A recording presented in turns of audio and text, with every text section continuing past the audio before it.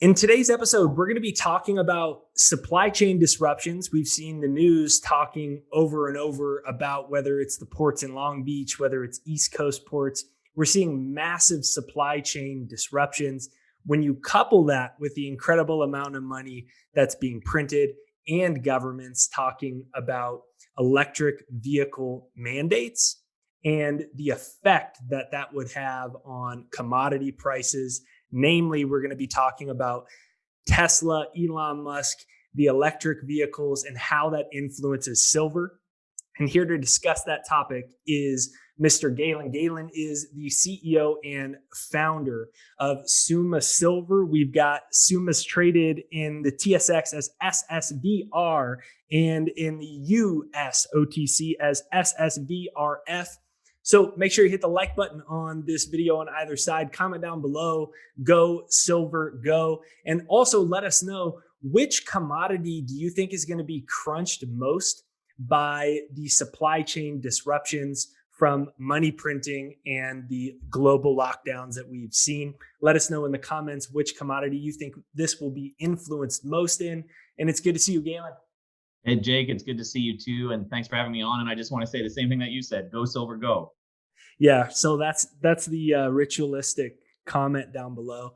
So I always laugh when I see, for instance, Biden and Newsom have both issued some pretty. Newsom's the governor of California, where I grew up.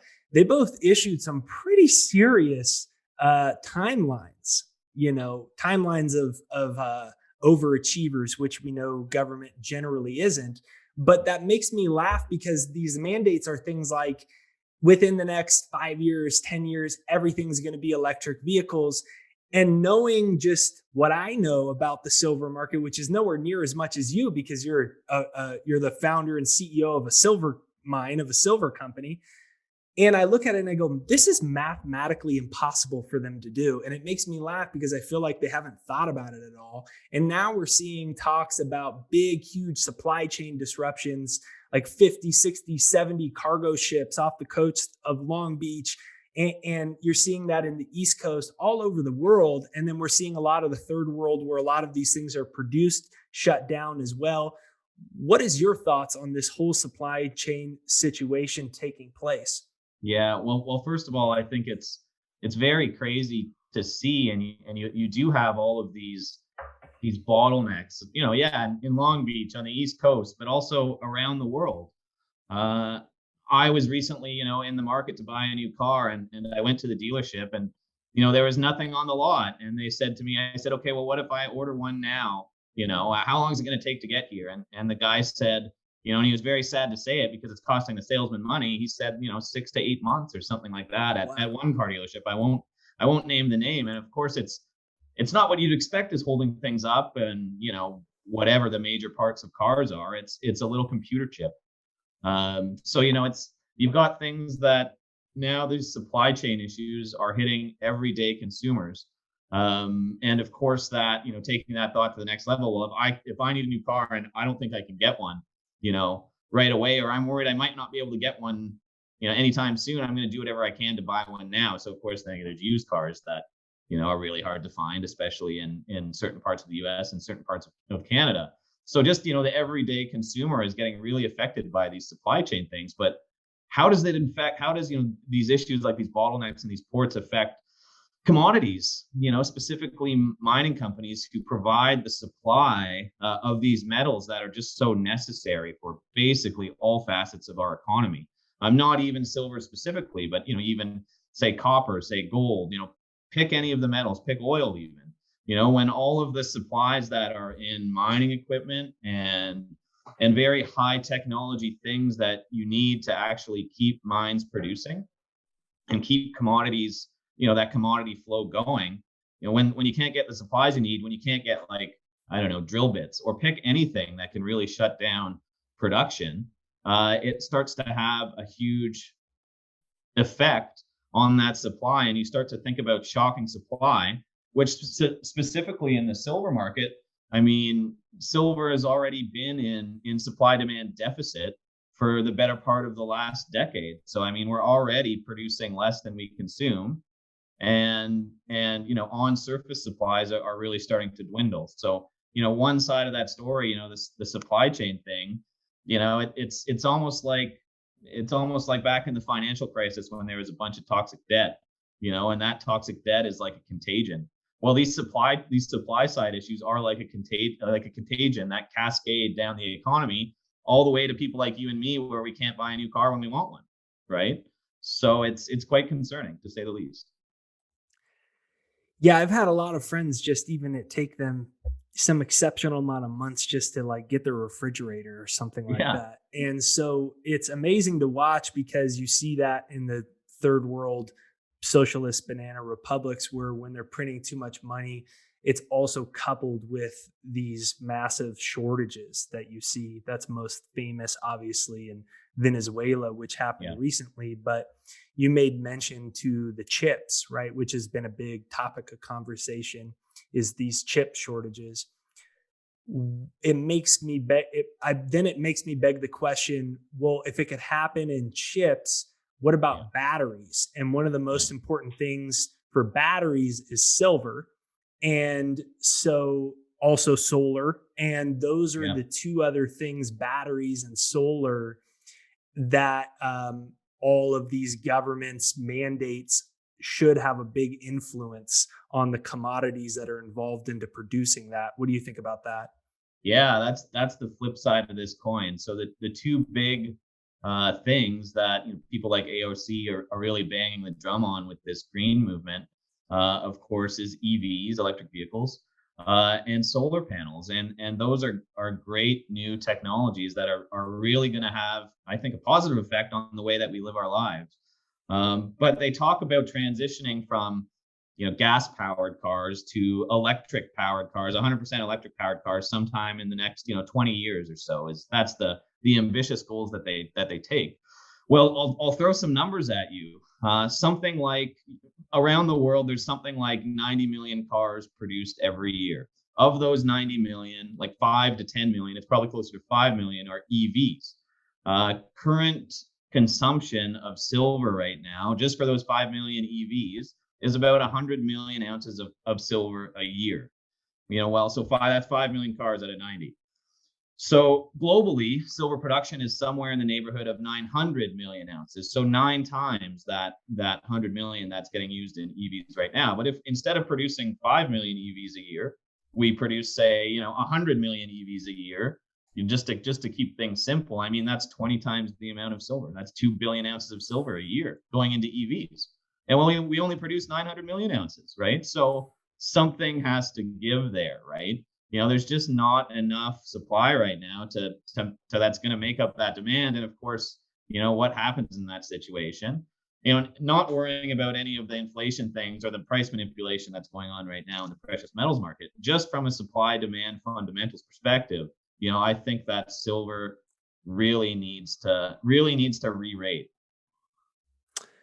Yeah, that's quite the math there on that. And that's why it's so, I've never done the math like that, but it just always sounds so preposterous to me. And that's why I said it. When I hear them say it, you know, it just makes me laugh because I'm like, this is impossible. Yeah. And so I guess that basically builds the case as to why one would want to, if you're an entrepreneur, one would want to build their own silver company.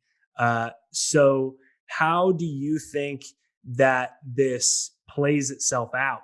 Is this a decade long play? Is this a 5 year play? How long is this silver story, shortages coupled with these EV and electrification mandates uh, that you just discussed and the math behind that? Yeah, I think right now, we must be getting quite close to the breaking point. If it's My general feeling is that it's months away and not years away. But when the bull markets get started in commodities and precious metals, oftentimes they last 10 years, right? So I think we saw a real sniff of what could happen. We got a real tease of what could happen last summer, the summer of 2020, when silver went from the low teens to about $30 an ounce very briefly before being knocked down by paper traders in concentrated short positions. But that's a different topic. So I think that in terms of timing, it's I feel like we're on the cusp for sure. So you own a silver company, and your silver company has an interesting name. Normally, Yeah. they're pretty straightforward names. Tell us a story behind it because you said it was an interesting one. Yeah, it is a little bit of an interesting story, and I'm a fan of history, and I'm a fan of entrepreneurs. So, Summa Silver, originally our property in Nevada, in a little town called Tonopah, Nevada. It used to be owned by Howard Hughes. So if you've ever seen the movie The Aviator, and he was something like the Elon Musk of his day. He was into the movies. He was into drilling equipment. He was into commodities, and he was way ahead of his time, I think, on this commodities trade because he was one of the largest landowners for mining properties in the U.S. In the early '70s.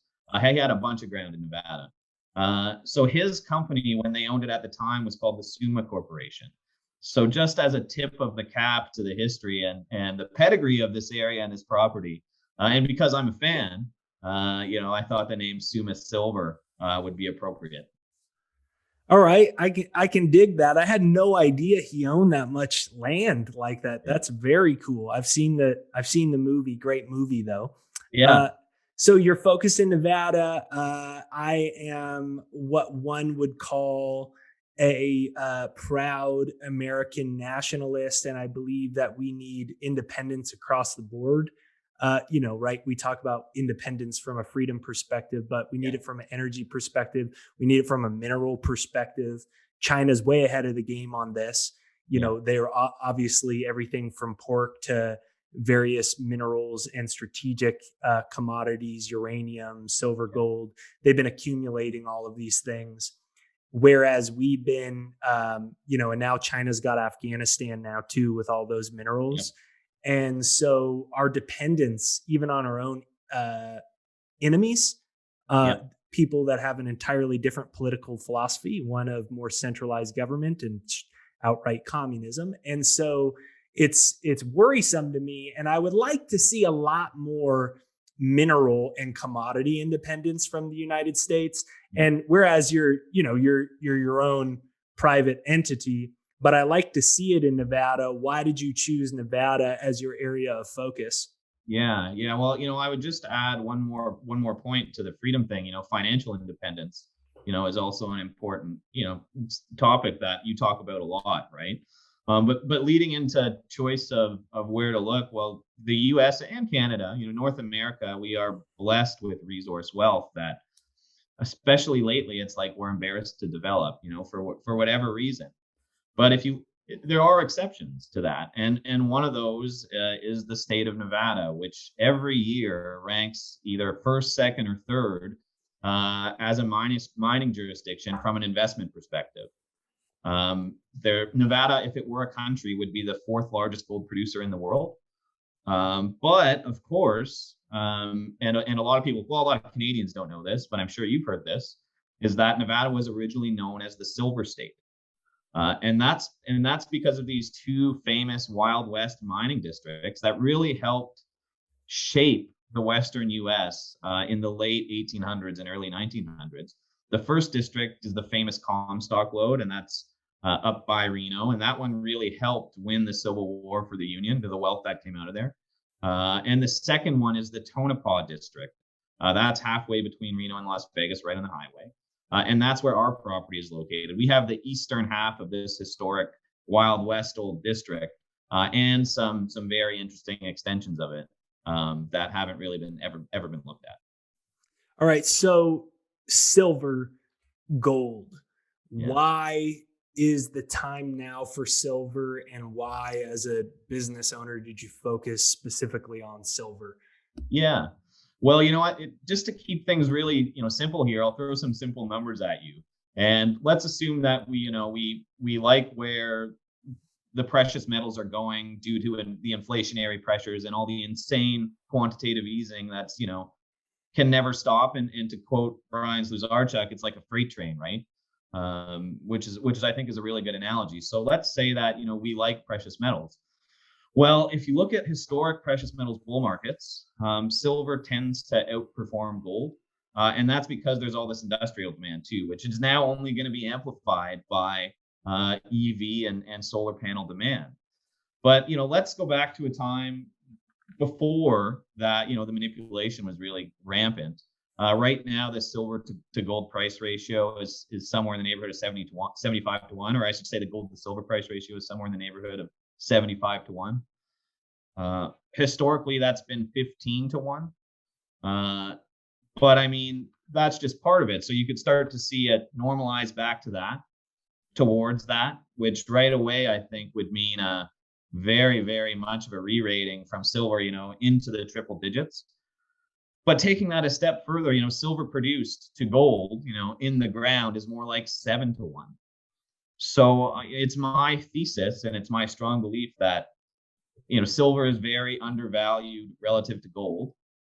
But gold itself is very undervalued due to all of the, the inflationary pressure going on right now. And, it is the granddaddy of all currencies. It's been a currency for 5,000-10,000 years, since the beginning of time. So, for me, strategic is mine. And I think I think silver is our strategic advantage.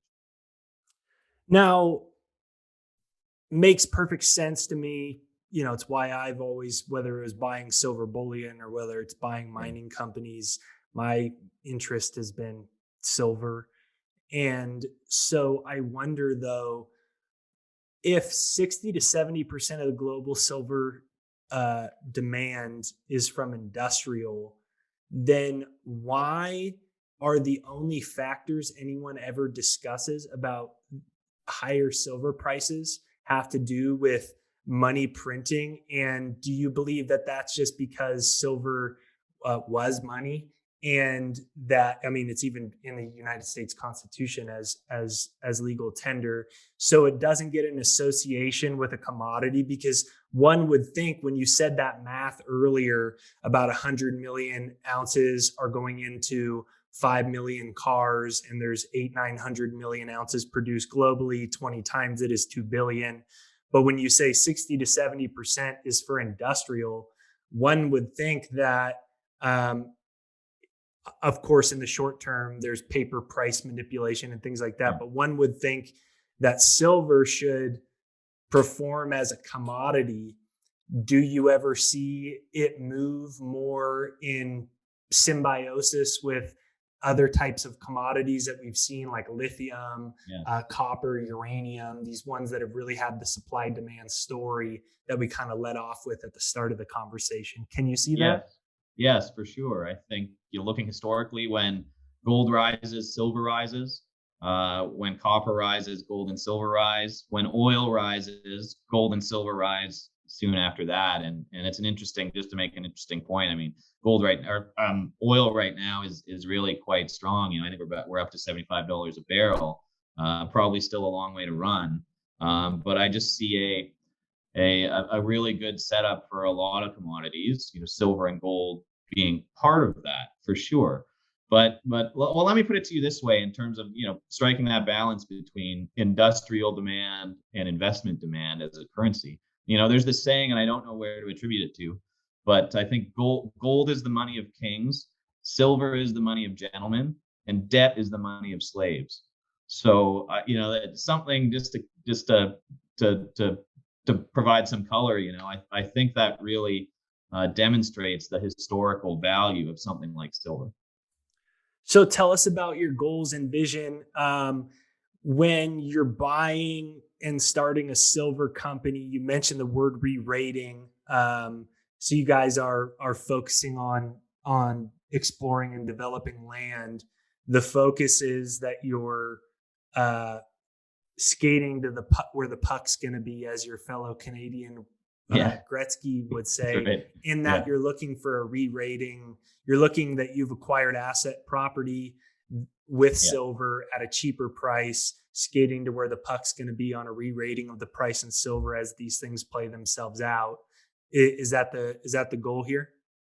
Yeah. So started Summa Silver right around February, March, April of 2020, right in that COVID crash, when the silver price crashed out to $12 or $13 or whatever it was. But I think from as a geologist, and someone who's been involved in this for 15 plus years now in the exploration game, the quality properties are going to be attractive independent of commodity price. And companies like that, like if you take a Vizsla Resources or if you take a Silvercrest Resources, who have had so much success, going into these historic mining districts and finding a bunch more silver. To me, even though at that time, the price was very low, it was much more of a potential, a geological or technical potential upside than I saw necessarily the silver price. So I thought to myself, hey, this is a property that could work even at $13 or $15 silver. But I do think it's going to re-rate, so we're going to give ourselves the best chance at success possible. And what's that saying? That's luck is where preparation meets. Or success is where luck meets preparation, and that's kind of what we're trying to set ourselves up for here, just as a goals and perspective. As a goals and what my perspective is that hey, you got to really get yourself in that position to be lucky, and that's where we're going towards. So what are you guys doing right now to put yourself in that position? You guys drilling right Yeah. now? Let everyone know that doesn't know your story. Yeah, exactly. So right now we're drilling one project in Nevada, and last week put out some very high grade drill results that I think turned a bunch of eyes. And we're finding out that, hey, on this property, there's still a lot of silver and gold left. But in my experience, I just get the impression that we're only beginning to scratch the surface now, and that there's a lot more left for us to find there. So what we're going to be focusing on in the next year on this property in Nevada and then a second one in New Mexico is building ounces of silver through the drill bit and really concentrating on drilling out a significant number of high grade ounces that we think will be in very attractive to not only investors, but to potential partners. So give me Galen's predictions on where we go from here, right? We've got, big people like Dr. Michael Burry from The Big Short warning about hyperinflation and comparing it to Weimar. We've had all types of interesting stuff. There's in the United States right now, as the time of making this, September 28th, 2021. We've had the $3.5 trillion a spending package in the United States. And there was a senator that was on television, a congressperson on TV yesterday, and they said that the 3.5 actually doesn't end up costing anything. It's basically zero. And it was this very weird roundabout saying essentially we can print as much as we want. And so we're in that environment. We're in the supply chain environment. We've got the silver story coming on. And we've got markets basically just and inflation going higher and higher. Where do you think we go over the next, say, 12 months or so? That's a good question. We know that really they can't stop the money printer at this point. And interest rates are obviously a huge concern to the Fed. We've got inflation numbers and CPI numbers that come out that look to me to be pretty doctored already. And that is really like, what else can you do?